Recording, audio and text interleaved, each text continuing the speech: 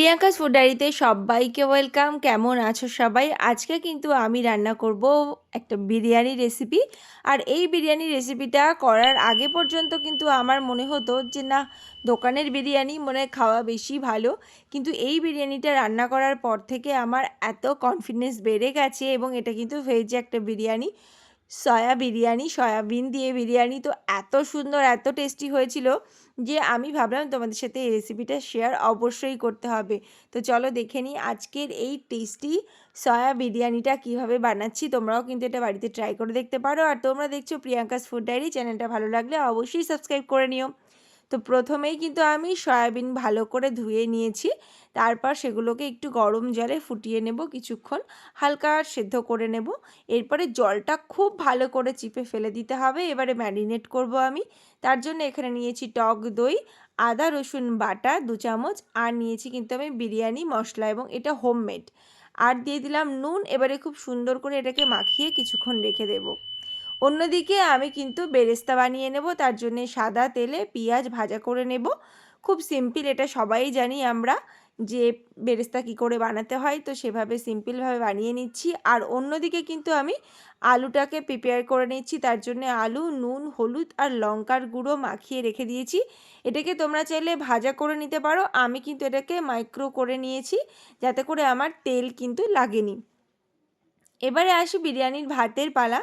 বিরিয়ানির ভাতের জন্য হাঁড়িতে কিন্তু বেশি পরিমাণে নুন, তেজপাতা আর গরম মশলা গোটা দিয়ে আমি জল কিছুক্ষণ ফুটিয়ে নিয়ে তার মধ্যে চাল দিয়ে দেব, দিয়ে সুন্দর করে ভাতটাকে রেডি করে নেব। আর অন্যদিকে পেঁয়াজ বেরেস্তা আমার হয়ে গেছে, তুলে নেব। এবারে ওই তেলের মধ্যেই কিন্তু আমি দিয়ে দিয়েছি এখানে সয়াবিনটা, যেটা ম্যারিনেট করে রেখেছিলাম। এবারে কিন্তু এটাকে সুন্দর করে কষিয়ে নিতে হবে, অনেকক্ষণ ধরেই কষিয়ে নিতে হবে যতক্ষণ না সুন্দর এর থেকে তেল ছেড়ে আসছে। আর অল্প অল্প করে জল চাইলে তোমরা অ্যাড করতে পারো যখন মনে হবে কড়াইটা লেগে আসছে বা মশলাগুলো ধরে যাচ্ছে। এবং সবশেষে কিন্তু আমি এর মধ্যে অ্যাড করে দিচ্ছি পেঁয়াজ বেরেস্তা কিছুটা পরিমাণে, দিয়ে খুব সুন্দর করে এটাকে আমি রান্না করে নেব। তারপর কিন্তু গ্যাসটা অফ করে দিয়েছি। এবারে এক এক করে কিন্তু আমি এর মধ্যে আগে থেকে মাইক্রো করে রাখা আলু, তোমরা চাইলে এটা ভেজে নিতে পারো, আলুগুলো দিয়ে তার মধ্যে দিয়ে দেবো দুধ। লিকুইড দুধ আমি এখানে ব্যবহার করছি হাফ কাপ মতন, বিরিয়ানির তলায় একটা গ্রেভির জন্য, কারণ যাতে বাষ্পতে ভাতটা সুন্দর করে হয়। এবারে আমি লেয়ারগুলো করে দেব। তার জন্য প্রথমেই সেদ্ধ করে রাখা যে চালটা ছিল সেটাকে দিয়ে দিচ্ছি, সুন্দর করে একটা লেয়ার করে দেব। যেহেতু আমি এখানে অল্প পরিমাণে বানাচ্ছি তাই খুব বেশি লেয়ার হবে না।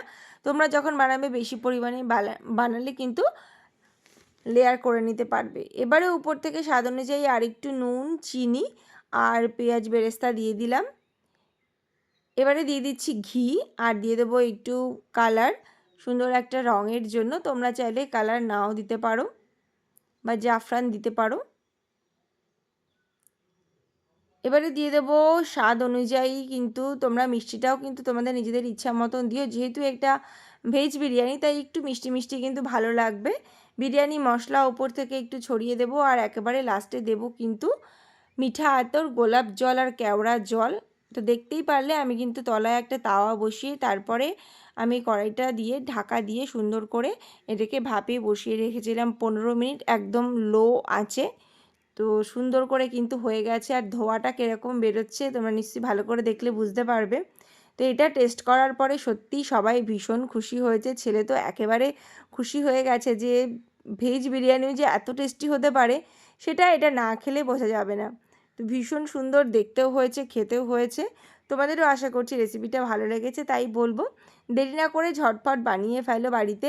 আর কেমন হয়েছে অবশ্যই আমাকে জানাও। আর ভালো লাগলে কিন্তু চ্যানেলটাকে সাবস্ক্রাইব করতে ভুলো না, আর লাইক কমেন্ট শেয়ার করতেও ভুলো না। তাহলে দেখা হবে আবার নতুন কোনো ভিডিওতে। ততক্ষণ পর্যন্ত সবাই ভীষণ ভালো থেকো আর সাথে থেকো। টাটা।